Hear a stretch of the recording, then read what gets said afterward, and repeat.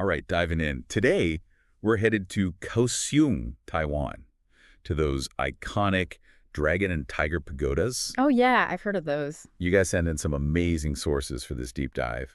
One's this academic paper, all about the cultural side of the pagodas, sustainability, that kind of thing. Uh-huh.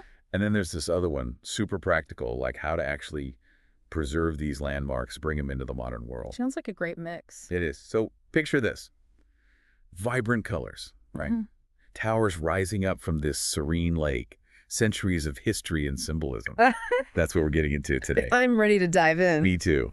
These pagodas are way more than just buildings, though. Right. They're steeped in all this Taoist philosophy, the whole idea of duality, balance. Yeah, like yin and yang, right? It's visual. Oh. Dragons and tigers guarding their own towers. You mentioned other cultures kind of explore the same ideas, though. What makes these pagodas, the symbolism here, unique? Well, it's fascinating how they weave those universal themes, duality, balance, into really specific local stories, traditions. For example, the source talks about this belief. You enter through the dragon's mouth, exit through the tiger's. And that symbolizes turning bad luck into good fortune. Oh, I like that. So it's not just this big cosmic balance thing. It's also about personal journeys, what people want in their own lives. I see. So it's universal, but also really grounded in the local. Exactly. The source also mentioned all these intricate carvings, the traditional designs. Oh, yeah. Are there any details that really jump out, as far as highlighting the Taoist principles we're talking about? Absolutely. They highlight the Bagua motif. It's woven right into the design. Bagua. Yeah, the 8 trigrams. They represent these fundamental principles of reality in Taoist cosmology. Heaven, earth, fire, water, stuff like that. Okay. It's not just decoration. It's about giving the whole space the sense of cosmic order, harmony. So it's like the pagodas themselves are like little microcosms of this whole Taoist worldview.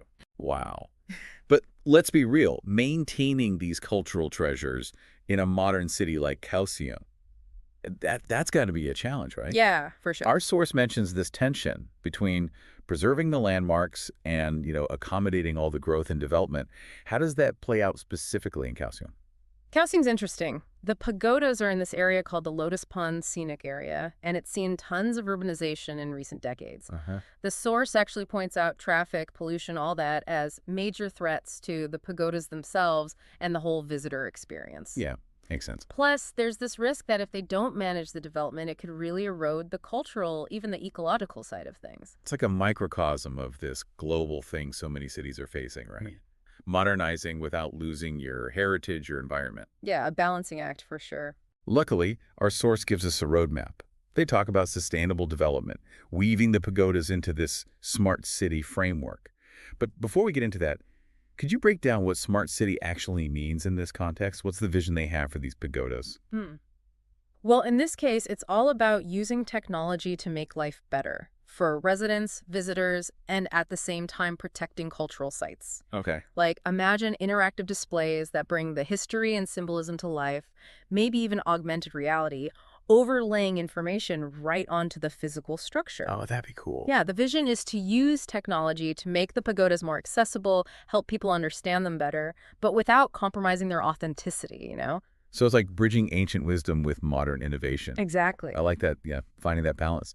The source emphasizes green spaces, too, not just tech. Why is that so important? Well, they serve multiple purposes. Green spaces, they're like a buffer, against pollution, urban sprawl. Plus, they create these recreational areas for everyone, really, and even help with biodiversity. Right. Makes sense. And remember those Taoist principles we talked about? Oh, yeah. Well, the source is really big on creating this ecological park around the pagodas, like a living, breathing embodiment of balance and harmony. So it's more than just looks. It's about bringing those core ideas into the city itself. Exactly. They outline specific initiatives to get there, too. What stood out to you? Like, what felt really innovative or impactful?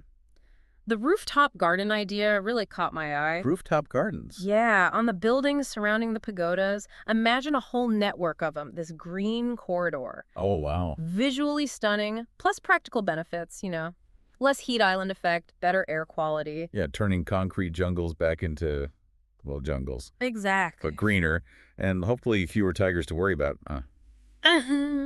They also mentioned smart transportation, right? Oh, yeah, big time. Electric buses, light rail to connect the pagodas to other spots, cut down on all that congestion and emissions around the site. Smart. Plus, they propose bike sharing, pedestrian-friendly zones, make it easier and more fun to explore sustainably. So it's like a whole experience, right? Yeah. Immersing yourself in the culture, nature, without adding to the burden. Yeah, a holistic approach. But preserving the pagodas themselves, that takes more than just managing what's around them, right? Oh, absolutely.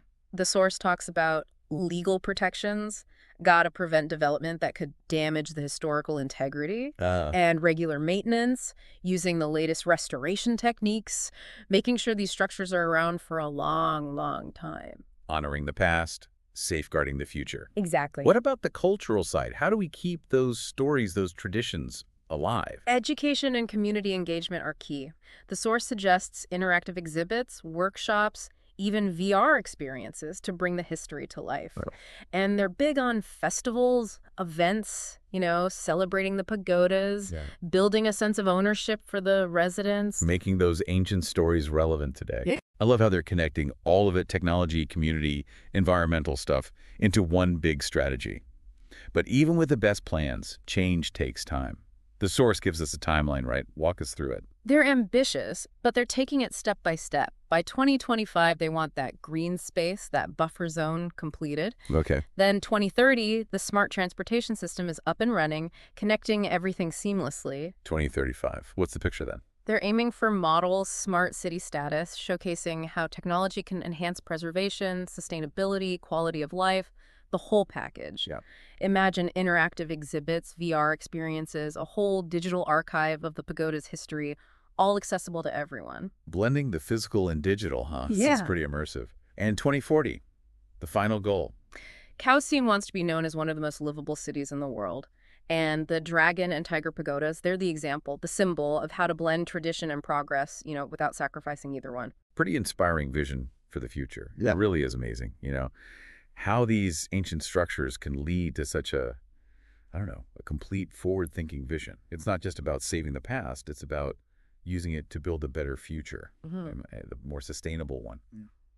What do you think is the big takeaway here? For the listener, what can we learn from this whole Kaohsiung approach, this balancing act between tradition and progress? I think the big thing is cultural heritage. It's not frozen in time. It should be a force that shapes our cities, our communities, even today. Yeah. These pagodas, they remind us you don't have to ditch the past to move forward. Right. If we use technology thoughtfully, embrace sustainability, bring the community in, Yeah. we can create a future where both tradition and innovation, they can both thrive. That's a great point. It's a reminder that we all have a role to play, right, in shaping the future of our communities, whether it's supporting preservation efforts, pushing for sustainable policies, or even just appreciating those cultural treasures we have around us. Absolutely. We can each do our part to create a world that honors both the past and the future. And don't forget, the dragon and tiger pagodas, they're just one example. Right. Every city, every town has its own story, its own heritage. What are the hidden gems in your community? What stories are waiting to be told? Yeah. What can you do to make sure those stories, keep inspiring people down the line? I have questions. I think that really sums up what this deep dive is all about. We traveled to Kaohsiung, explored ancient Taoist philosophy, dug into some cutting-edge urban planning. But really, it's about seeing how everything connects, right? Yeah. How that balance between tradition and progress, it shapes everything. It really does.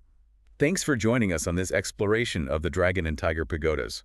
Remember, every deep dive is its own journey, tailored just for you. Until next time, happy exploring.